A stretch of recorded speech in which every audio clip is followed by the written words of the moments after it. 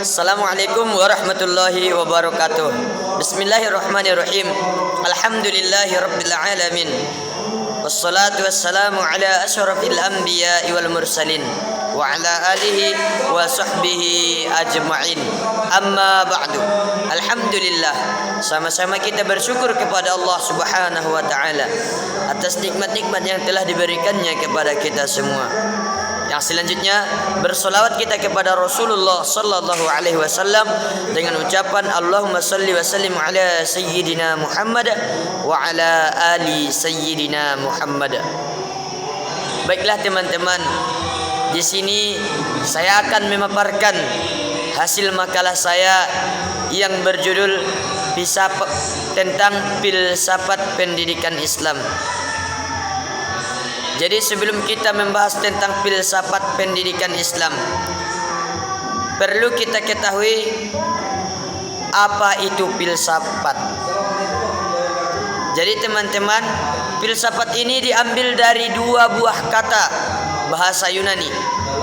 Yang pertama philos, yang berarti dalam bahasa Inggris loving, yang maknanya adalah cinta.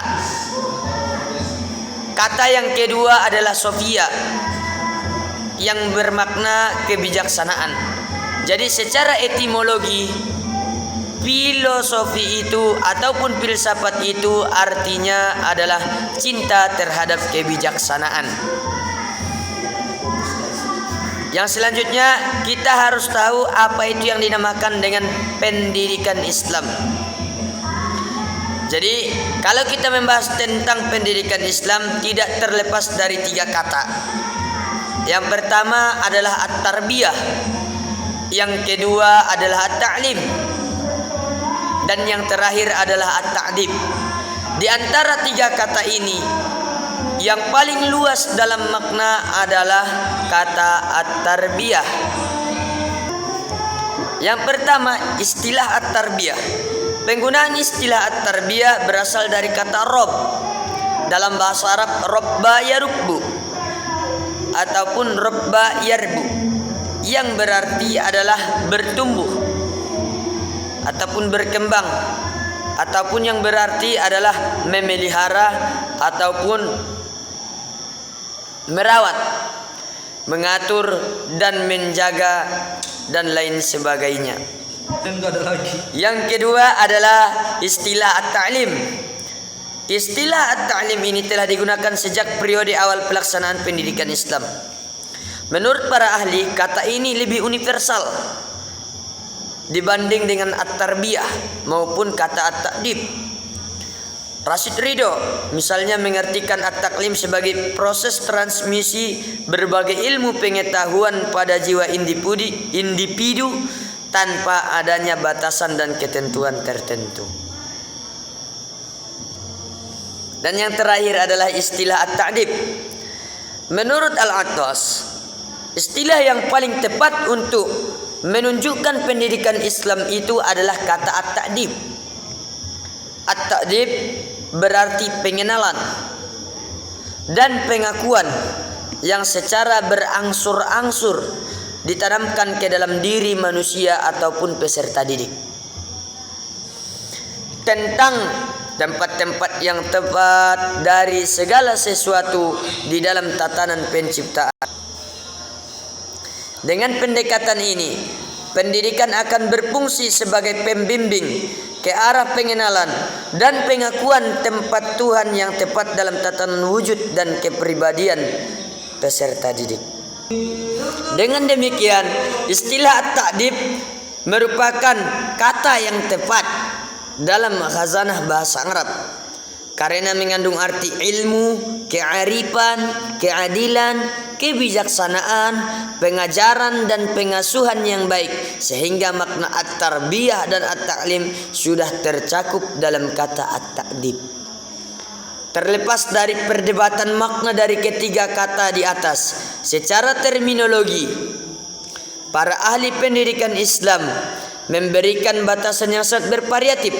Di antaranya adalah Asy-Syaibani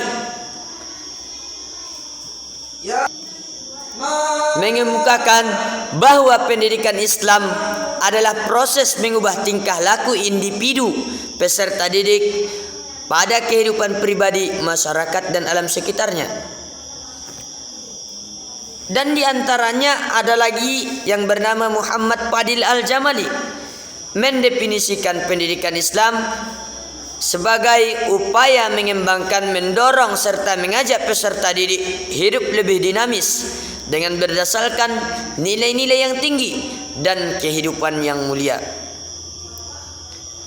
Adapun Ahmad D. Marimba mengemukakan bahwa pendidikan Islam adalah bimbingan atau pimpinan secara sadar oleh pendidik terhadap perkembangan jasmani dan rohani peserta didik menuju terbentuknya kepribadian yang utama ataupun yang disebut dengan kata insanul kamil.